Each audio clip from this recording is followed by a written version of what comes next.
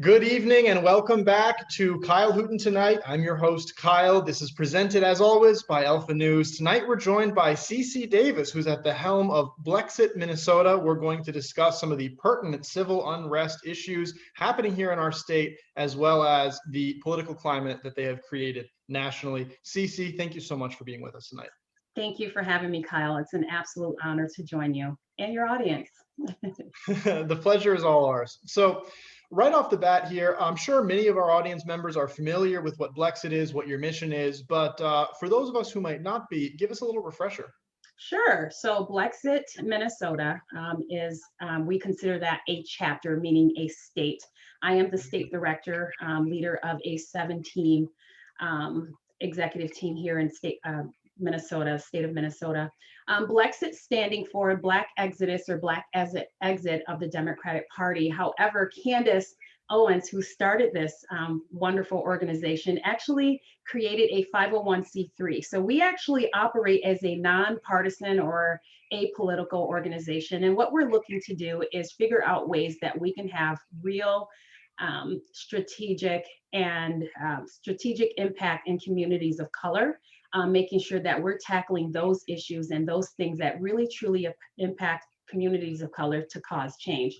Our goal is not to direct or command or force anyone to vote one way or the other. What we are looking to do is to rail against the monolith so that people are educated, fully aware, so that when it is time to vote and make decisions, it's an educated decision and not one that is pushed by any one person or group. That's a brilliant strategy. All politics is downstream from culture, in my view. So talking to people about political issues rather than just voting for candidates seems like an excellent strategy. Right now must be a difficult time, though, to have those conversations. How has your work been impacted by the last year of race-based civil unrest in Minneapolis? And what are your thoughts on the current situation? Absolutely. So like you said, it has been a challenge. It has really caused all of us in leadership to really bend and to look elsewhere and really stretch ourselves as individuals and to change and stretch our perspectives to make sure that we are taking into considerations everyone's perspective, everyone's experience, remaining fully educated and objective, and at the same time being mindful of our mission and making sure that we are doing what we can to still have impact in communities of color. In particular, with the George Floyd situation in last May and the trial ending today, that has put significant pressure and focus on the Blexit organization. Absolutely. So, excuse me. Oh, I don't need to cut you off. No, not at all. So we are I'm receiving emails, what to do next. Hey, how can I get involved? What's your perspective on this situation? What is Blexit going to do? Are you going to rally? So we're actually being pressured to lean one way versus another. And so we're put into that position where we have to let people know that, again, we are apolitical. What we want to do is trust the justice system, but just to let people know that we are fully aware. We don't have our heads buried in the sands. And so we want to try to extend as much compassion to both sides as we possibly can. Absolutely. It's very rare nowadays to see sort of a softer, more compassionate message like that, especially in Minneapolis. What do these conversations look like, though, when you're going into these communities of color and you're having these political conversations in such a charged time? What are your talking points? What's your avenue of approach? And how is that turning out? Absolutely. So right now, as you can imagine, it is highly charged. It's highly emotional. Yeah. It's very accusatory. It's actually one-sided, which makes things really difficult for us because we're kind of going into the lion's den, as you like to say. And so we have to be mindful of when someone loses a life, regardless of the circumstances and the story or the narrative, that's a highly emotional situation. And so we have to approach this with a very compassionate perspective so that our conversations are ones that are not leading, but that we are making sure that we remember that we have 2 ears for listening and only 1 mouth. And so what that is the conversation is asking, it's leaning on us. It's really truly asking, if you really truly care, what is Blexit willing to do? And so we have to kind of remind people that, again, we have compassion for anyone that lost a life. We are mindful of what's going on. But what we like to do is trying to step back and say, if we can, in this moment, step back, remain as objective as possible, and get people the information. What are those real statistics? What is the actual narrative? Is there a way that we can bend and stretch ourselves to look at the situation in its entirety so that we can fully understand what that spells out for those involved, for the police and in law enforcement, for the victims' families, and then ultimately how that impacts the community? We try to send the conversation that way so that we can arrive at a point where we can actually have some productivity and actually come away with some real tangibles and how we can make change and learn from these circumstances. So that's where we try to lean. It doesn't always go that way, to be perfectly honest with you. Again, when something happens like this, it's so highly emotional. It's hard to break through those emotions. And sometimes you have to just step back and allow people to express themselves and just absorb sometimes. So. Yeah, absolutely. With any kind of conversation about politics, your conversion rate or the rate of people that actually agree with you is going to be low, no matter what message you're apostatizing, especially nowadays. Have you received a lot of pushback from people? Are people, if they disagree with you, are they amicable and polite, or does it get more hostile and contentious? Well, it just depends on the audience. When I'm talking to the base, they're very understanding. People who are conservative are very compassionate, believe it or not. They're looking for ways that they can help. They're looking for ways that they can lend a hand. They're looking for ways that they can have and engage in conversations without further upsetting, without appearing to be unemotional and frigid. On the other side, it really just kind of depends on, again, who that audience is. If it is an audience where people are fully connected, maybe meaning from people from the South Side near the George Floyd Square, they're highly emotional. I've run into 2 people today who are actually from Brooklyn Center. They are extremely emotional. Not a good time to engage with them at all. It's more about being compassionate and wishing well for people, wishing safety, and just understanding, hey, I'm here when it's time to engage. Here's my card. Please, let's get together with you and your constituents, your friends, community leaders. Let's have that conversation at a later time when you're more capable. So it really depends on the audience. Yeah. So are you physically going into these areas and meeting these people face to face? I have connections with community leaders, yes. And so Blexit is an organization that truly cares. This isn't just about, it's real action. It's really truly being tangible, being approachable, being very relatable, and understanding, hey, I am a Black American. I understand. I've seen violence. I know what violence is. I know what it looks like. I understand the impact. I understand how it can change emotionally for people. I know how it can have impact on households, and it can change the entire course of a community. So I understand that. And so just because of the leader, the person who started the organization is Candace Owens, and she has a very boisterous personality, and she certainly doesn't back down for her conversation. We have to let them know that, hey, Blexit actually cares. We are paying attention. We are here. We're tangible. And we actually are built for these very specific circumstances like this one here, with the shutting down of the George Floyd case closing today, as well as the incident that just happened this past Sunday. That's exactly what Blexit is built for. So we don't avoid those situations. We go right in. Very bold, very admirable work. What would a total success look like? What's your grand vision if you were to accomplish all of your aims tomorrow? What would that look like? Paint that picture for us. Oh, Kyle, you asked the golden question. Thank you so much for asking. That's really important. It goes along with the mission of Blexit, and that in a perfect world, communities of color would go back to the beginning, and they would dig for a robust education, American history, and they would get back all of the history of America, not just the pieces that were omitted. It will take into account not only the Southern narrative of slavery, but all of the American history of those who contribute to America to make it exceptional as it is. It would also take into account the Black exceptionalism, and there is tons and tons and tons of examples of that and how that has contributed to the exceptionalism of America. It would also look like people being fully educated in our Constitution, what it is, what it has to offer, how it was built.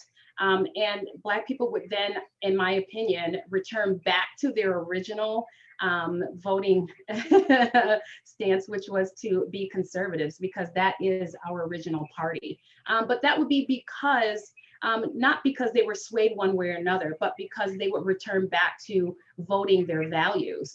We are a proud people. We are Christians. We have conservative values. We love our families. Holistically, we love our communities. And so we would then vote for the party that fully supports those type of values, and that would be returning back to the conservative party. That's what it would look like. It would not be a monolith. It would not be an underclass speaking for the entire race. After all, 40% of Black Americans actually fall in the middle class, if not middle upper class. So yeah, that's what it would look like. It would not be a monolith. It would be strong families. We would get back to both male and female in the household, raising families. We're employed, we're business people, we're educated. We rail against the monolith. We make our own individual free thinking people who make strong educated votes. That would be a perfect world. A vision worth pursuing. Yes, Absolutely. Absolutely. So you mentioned that there's this very small group of people that speaks for the totality of communities of color, and these people have selectively decided which historical events will have prominence, which voices will have prominence in the media. How did this occur that you have 40% of Black people are in the middle class, a large swath of them are Christians, but yet there's this small group representing all those voices? How did that emerge? Absolutely. And we've heard it from Thomas Sowell, we've heard it from Larry Elder, we've heard it from many other leaders who've been talking about the impact of the Great Society in the 60s by LBJ. And so I would say that that was a pivotal moment for Black America, in which LBJ presented the Great Society, where Black mothers, Black women were incentivized to marry the government, put the Black man out of the home, and complete division in the family. And from there, in my opinion, and Thomas Sowell's opinion, and Larry Elder's opinion, and also backed up by statistics very strongly and thoroughly, began a trajectory for the Black community, for Black families across America. And so from there, we see poverty, we see crime, we see a complete degeneration of culture, which has resulted in all kinds of just horrific behavior. And all of it, to me, was contributed, and the genesis of that was given by the Great Society by LBJ. Prior to that, under extreme circumstances under Jim Crow, which was legal, horrific laws, we were doing better. We were only 25% single family homes. And so we were doing better, but the moment we were incentivized to marry the government, put the man out of the home, began our whole entire trajectory. And so that's what needs to change. Absolutely. And of course, those laws in one form or another are still on the books today, if I'm understanding this properly. Yes, absolutely. And I believe that not only was it just a practice under Jim Crow, but it was actually the law. It was the law to discriminate. So you're talking about horrific conditions. And in spite of that, Black Americans still were two-parent families. We were educated. We were business people. We were entrepreneurs. We were strong in our faith. We kept the family together, and we were a moral, civilized people. And so I know that we can get back. That's what the goal is. That's what our focus should be. no matter how long it takes, Kyle. And that's really important I want people to hear. If it takes another 1, 2, or 3 generations to get that back, so be it. But that's what we should be heading towards. Absolutely. It's very important to play the long game in situations like this. Politics sometimes plays out over several decades. That's right. Do you think LBJ was intentionally malicious when he made this policy, or do you think that it was sort of a well-intentioned, thing gone awry? A bit of a This is loaded such a question, tough I know. question. I know. Yeah, this is a tough question, but I'm glad you asked it. You know, I hate to straddle the fence on this. There's such strong arguments for both. I believe there's a part of me that believes that his intention was to help. He was getting a lot of pressure. Certainly the uprising, the voices of Black America was certainly rising during the civil rights and things like that. However, the language of we're going to have those N-words voting Democrat for the next 200 years, I take that in consideration. And I don't know how that weighs out, because unfortunately, as Larry Elder has said, that kind of language was commonplace. So you can't necessarily, it's not great language. It's certainly not complimentary. But so many of our leaders spoke that way. JFK referred to Africa as one of the boogie nations and things like that. So it's like, well, if that's the way everyone spoke, and I'm not justifying it, let me just say that. But what I am saying is that because that was common language, it's hard to decipher whether the intention was good or not. So I'm not really answering your question. I'm really kind of straddled. I like to think, because I like to believe in the goodness of people, that his intention was good. However, it's on us, us meaning Black Americans, and how far we took it. So I'm gonna step out of that with that. We certainly didn't have to marry the government, take that deal, and certainly didn't have to continue it on for another 30, 40 years. So I'll walk out of it that way. Not walking out at all. I mean, it's an Yeah. impossible question. We obviously can't get in his head, and Right. I think you have a very nuanced take on that, and I tend to agree. Yeah. Looking at contemporary thought leaders, what do you make of their efforts? We've got these people pushing critical race theory. We've got the idea of reparations. Do you think these people are generally well-intentioned? Now that I'm very clear on, and the answer to that is no. So I do believe that what Martin Luther King did, and a Malcolm X did, and a Rosa Parks, and a Booker T. Washington, and a W.E.B. Du Bois did was effective. It took time, but they were able to accomplish what they were hoping. And I believe that we kind of have this kind of a tsunami where it pushes way too far back, this pendulum swinging, and then it's coming back full force, and it's kind of taking people out as it's returning back. And what I mean by that is we seem to be operating under immense white guilt, and that is not helping at all. In fact, it's actually making excuses, in my opinion, for some very poor behavior, and not holding that standard up to the highest. And it certainly won't accomplish Black exceptionalism. And so the intention there is more about power than it is truly about really, truly helping your fellow man. And so that, to me, those intentions are very, very clear. It's actually an agenda that's based in Marxism and socialism.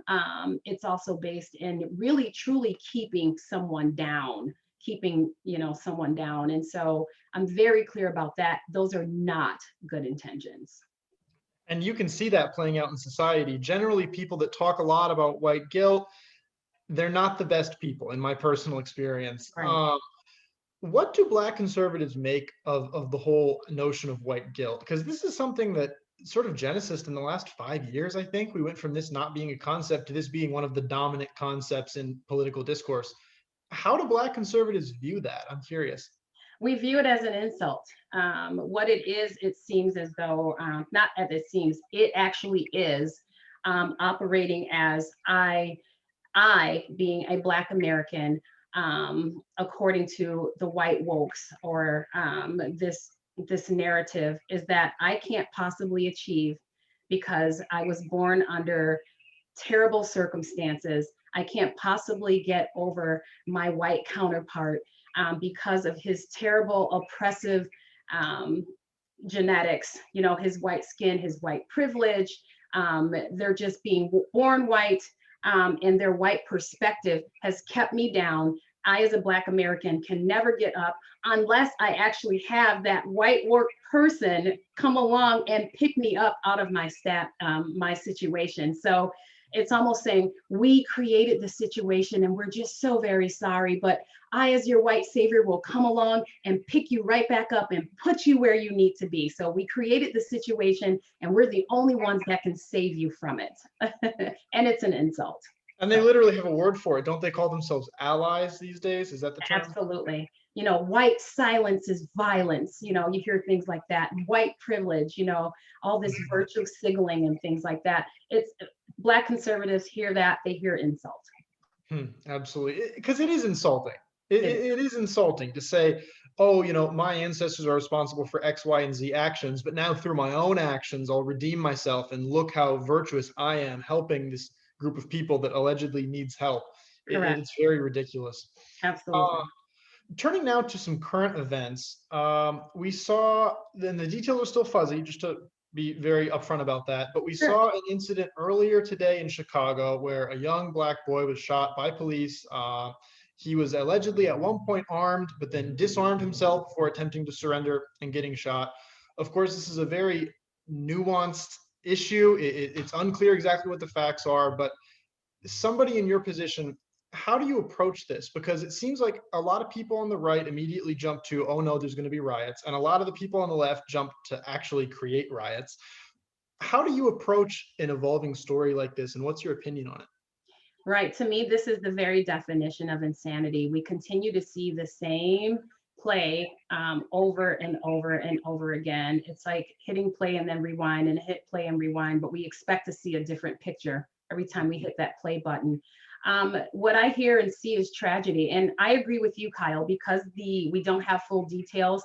We won't get fully into it. But what I initially hear is I hear about a 13-year-old boy who has a gun during in broad daylight walking to a store. And so that to me is the tragedy. And so I focus on the fact that what does a 13-year-old have with a loaded gun? Again, not knowing all the details. That to me is when I hear that, I instantly think about that lack of family, right? I think about where was his father, where's his mother, where's that community modeling for him? Because at 13 years old, I was starting to mature. But I remember asking my mom if I could have that red lipstick that I saw on the shelf at Walgreens, and my mom saying, you know what, no, you're still too young. You have to wait till 15 like I did. So at 13 years old, having a loaded gun in broad daylight at a store and get into a confrontation, I think about family failure and modeling and how the culture of the Black community is in very much a lot of trouble. And this is something I find so interesting about the Blexit movement. It's not solely political. I mean, as you were saying at the top of the show, there's this message of compassion. There's this sort of holistic approach to solving these issues. It's not just, you know, please vote Republican next time and this will all be fixed. It's more nuanced than that. That's correct. And so we operate by 5 pillars. The first one is about school choice. The third one is about police reform. And we want to talk to and educate communities of color about police reform and what that really means and what the law is. How does it operate?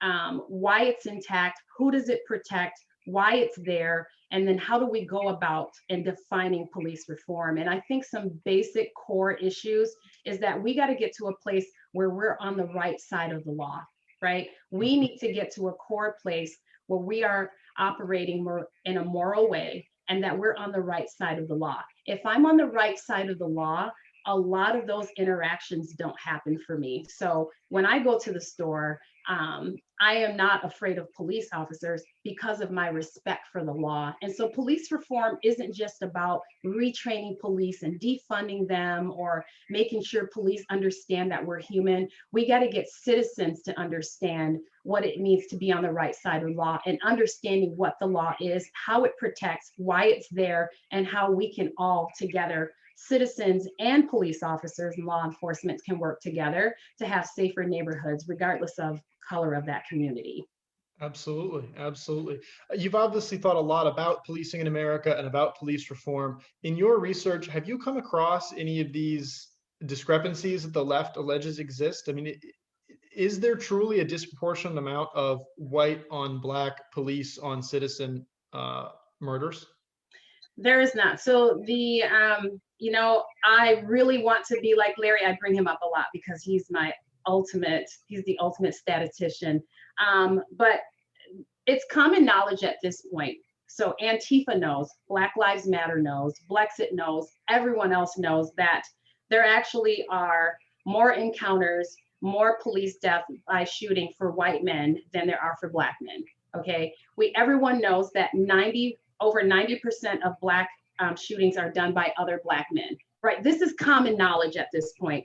What is happening is a conscious and very deliberate attempt to ignore the statistics, become emotional, and then get the media on your side to float a narrative, right? And to keep feeding that and keep poking the bear and keeping people emotional. As far as the statistics go, at this point, they are common knowledge. You're more likely to be shot as a police officer in a black neighborhood than you are a white. More white men are shot by police officers than black men, and more black men are killed at the hands of other black men than by police officers. This is common knowledge. At this point, everyone knows this. It's just about how and who is telling the story. Absolutely. What's your plan to recapture sort of some of the media hegemony? Because that's a very tricky issue. And I've asked a lot of conservatives this, conservatives, not only with Blexit, but with other groups.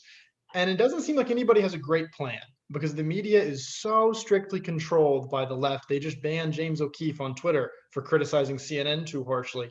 So how are you going to get the real statistics out there, and how are you going to message in this harsh media environment? Right. So you're right.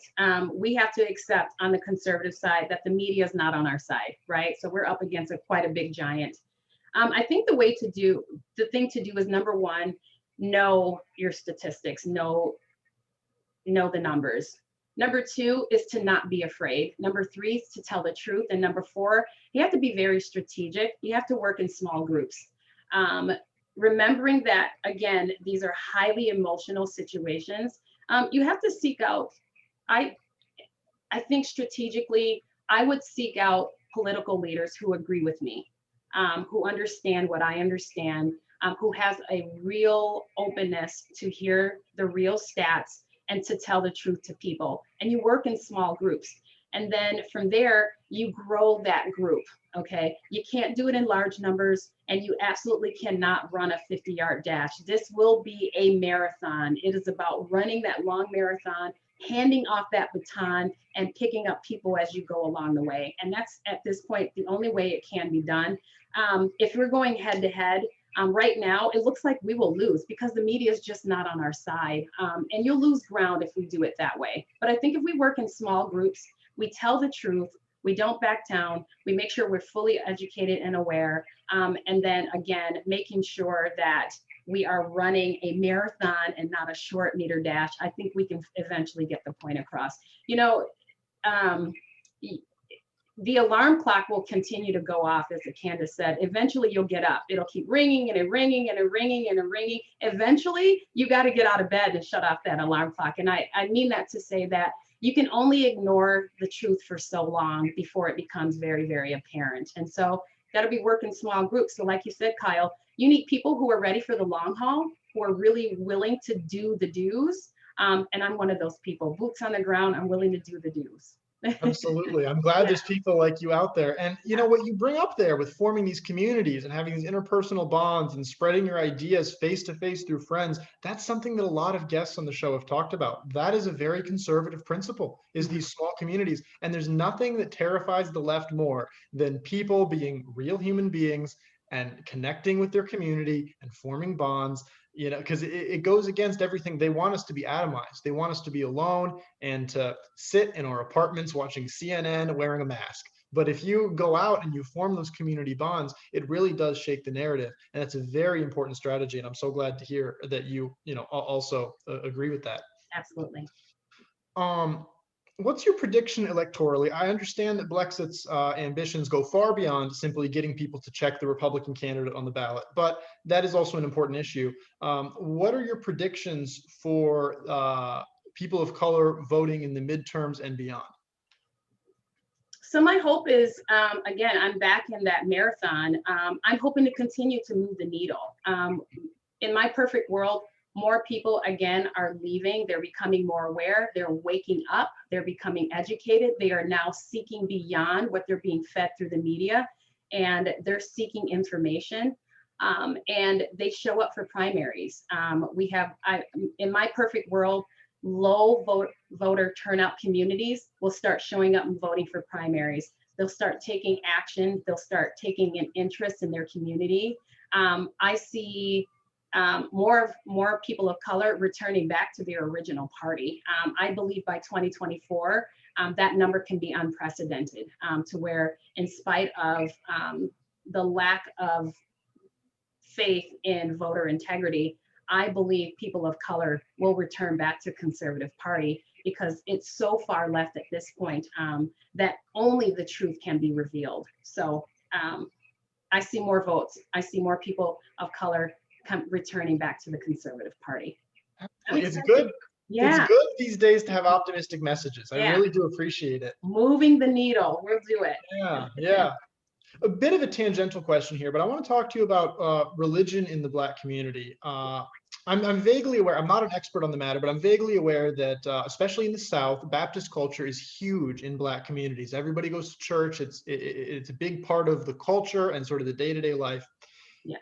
Is there a generational problem there? Because in my research, it seems that most of these Southern Baptists are older and fewer young Black people are involving themselves in religious society. Is this a problem, and how do you think it can be remedied if it is one? So I'm gonna agree with you on that, Kyle. There is a problem. I think you asked the question because you are seeing a pattern. You are correct. The South will always be Southern Black community will always be faithful to our faith. That will never end. And so you'll have a degree of younger people who will always go to church every Sunday, Saturday choir rehearsal, Wednesday is Bible study and things like that. But there is a generational gap. And unfortunately, because of the impact of separation of church and state, because of the impact of not having a father in the home, there has been this falling away.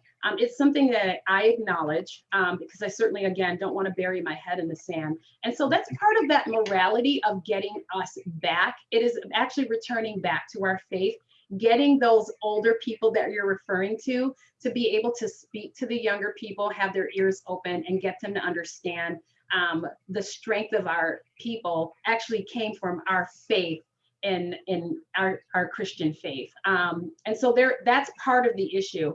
Unfortunately, what the left does really, really well is marketing. And so a lot of the generation right now believes more in doing what's good instead of doing what's right. And so right now, doing what's right is more attractive than doing what's good is more attractive than doing what's absolutely right. And so we got to get back to doing what's right. And that's going to take some time. Again, if this is about 1 or 2 or 3 generations out, so be it. But the time and the work is worth it. Absolutely. And that's not just like a racially constrained issue. This is something that everybody deals with, is this hedonistic culture pulls people away from what is virtuous and away from the values that built this culture and this society in America and into things of the world, this degeneracy. And that's something that everybody has to deal with. Right. So obviously we're about to enter sort of a new wave of unrest in Minneapolis, in all likelihood, no matter how the Chauvin verdict turns out, no matter how the situation a little bit north of the cities turns out, things are going to get worse. Would you agree? I do see it getting worse. I'm obviously I'm optimistic, as you pointed out. So I'm Yeah, hoping the best because this is my city and I care about it and I care about the people and I care about my constituents and my neighbors. So I'm hoping for the best. With this incident that recently passed on Sunday, it seems like we have a powder keg, but I'm hoping for the best. absolutely. Yeah. As things progress, hopefully getting better, but possibly getting worse, how can people keep up with your work? What media avenues are you using to spread the message? How can people follow what you're doing? Because it's so important. Oh, thank you for asking. So we actually have remained on Facebook. That's So incredible. yeah, definitely. Because we're nonpartisan, we are on we have a Facebook page, Blexit Minnesota.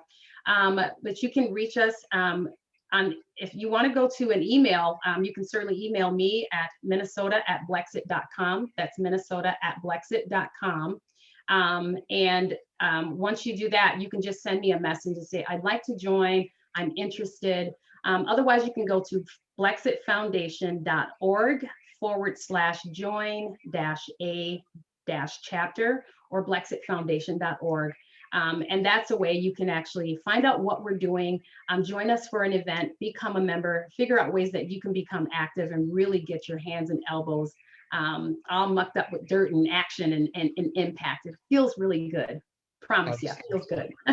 Absolutely. Again, I encourage all of our viewers to visit that Facebook page, reach out to Cece. She mentioned her email. You can always roll this back in the recording later if you missed that. Cece, thank you so much for being with us tonight. Very important stuff we talked about, and we'll be sure to have you back in the future as the situation here in Minneapolis evolves. To our viewers, thank you so much for tuning in. God bless and have a great rest of your evening. Thank you all. Thank you, Kyle. It's been a pleasure. Of course. Thank Good you. evening.